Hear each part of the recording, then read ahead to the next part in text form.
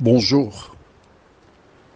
Au risque de me répéter, les éditions spéciales sont préparées à partir de photos, vidéos, reportages que des bénévoles m'envoient. Aujourd'hui, nous voyons des préservatifs pour les moins de 6 ans. Juste avant, prions. Notre Seigneur, notre Dieu, nous voici tes enfants en ta présence afin d'interpeller, de secouer, de pincer ceux qui dorment afin qu'ils soient conscients du temps dans lequel nous vivons. Seigneur, que le Saint-Esprit nous visite, Seigneur. Qu'il vienne afin que nous soyons en mesure de comprendre que tu viens bientôt chercher tes enfants. Cette grâce, nous te la réclamons. Au nom de Jésus et pour ta gloire éternelle. Amen. Voilà, c'est un ministre de la Santé qui présente un programme dans lequel on a relevé, on a entendu dire, écoute, c'est le Figaro. Tu vas chercher dans www.lefigaro.fr. La santé de la prévention.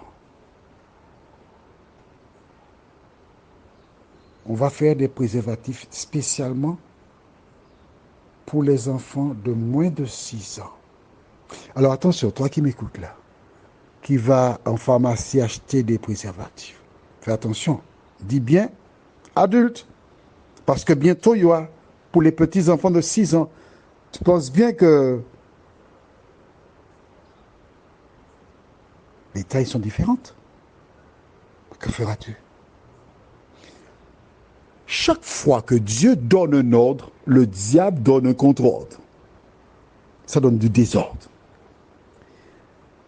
Par le passé, j'ai connu une période où des hommes faisaient leurs mains avec un véhicule. Et là, je m'adresse à des adultes qui doivent comprendre la métaphore que j'utilise, d'accord? Ils utilisaient des voitures d'occasion, occasionnellement, si tu préfères. Et une fois qu'ils avaient fait leurs mains, à un moment donné, ils disaient, bon, je vais acheter une voiture neuve.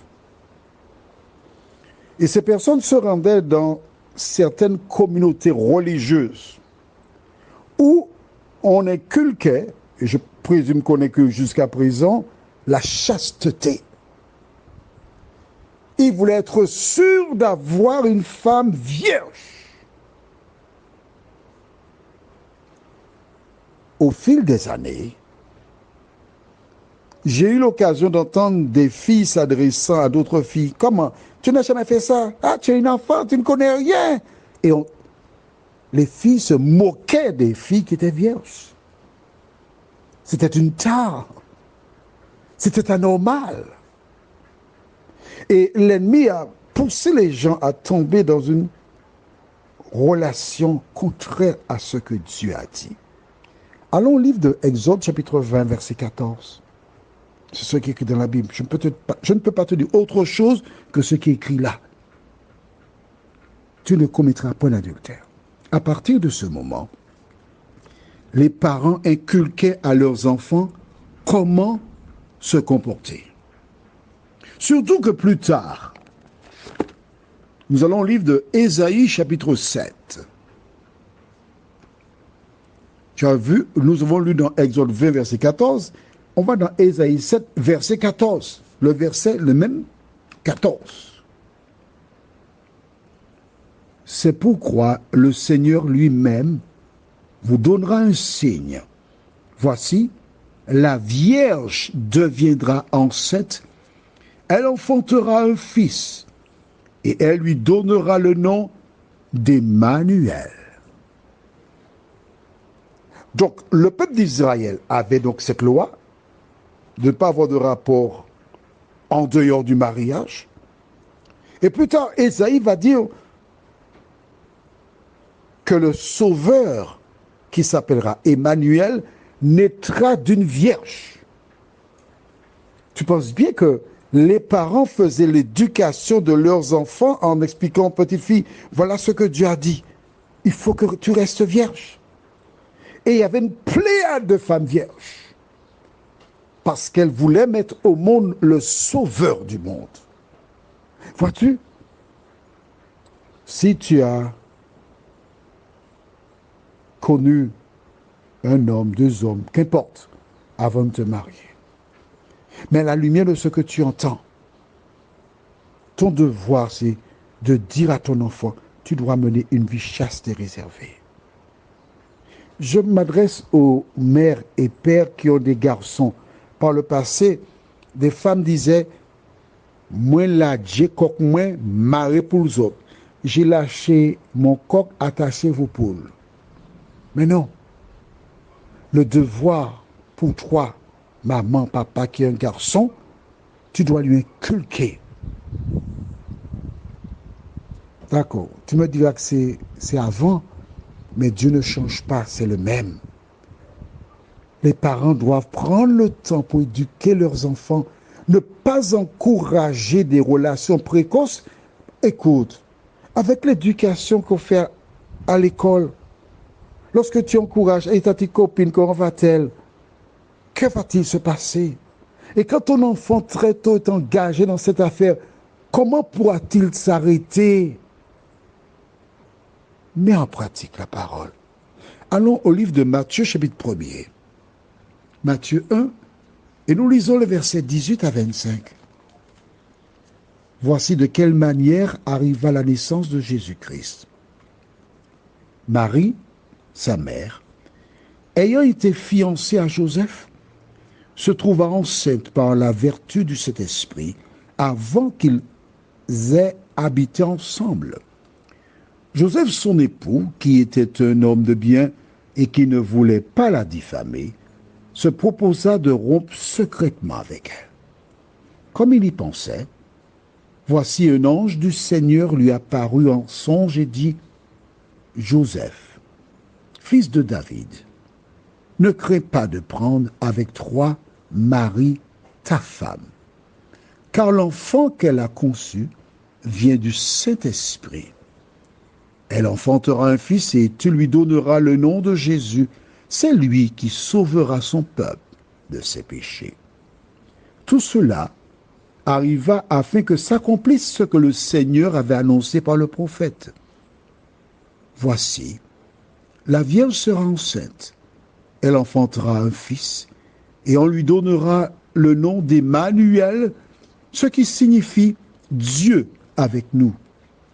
Joseph s'étant réveillé, fit ce que l'ange du Seigneur lui avait ordonné, et il prit sa femme avec lui.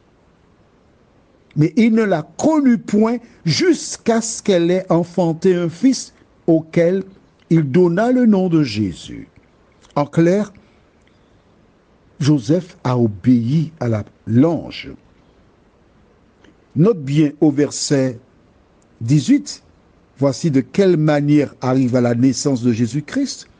Marie, sa mère, ayant été fiancée. Il n'était pas encore marié.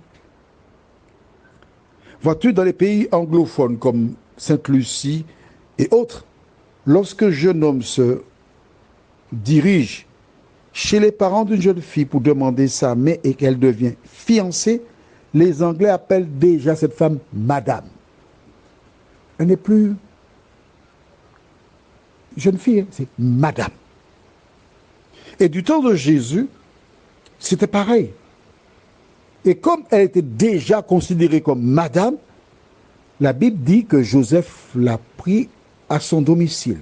Il n'y a pas eu de cérémonie, non, puisqu'ils étaient fiancés.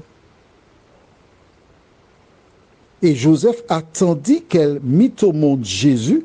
Le verset 25 dit, mais il ne l'a connut point. Connaître dans la Bible, c'est avoir des rapports intimes.